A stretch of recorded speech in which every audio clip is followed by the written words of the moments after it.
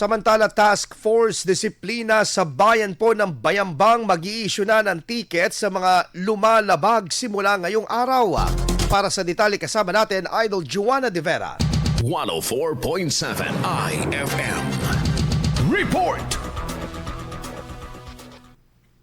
Simula ngayong araw, October 1, magtitiket na ang Task Force Disiplina sa lahat ng mga violators ng mga iniimplementang batas sa bayan ng Bayambang. Iginiit sa ginanap na pulong ang istriktong pagpapatupad ng Task Force Disiplina sa mga batas. Tinatawag rin ng 77 na punong barangay para hingiin ang kanilang suporta sa implementasyon ng mga nasabing batas mula nasyonal hanggang lokal na mga ordinansa.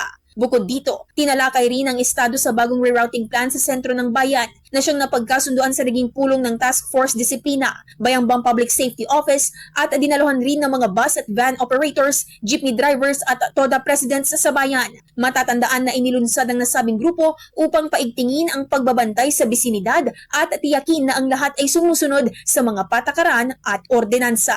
Kasama mula rito sa IFM Dagupan, ito si Idol Joanna De Vera, Tatak IFM. IFM News. IFM News. IFM.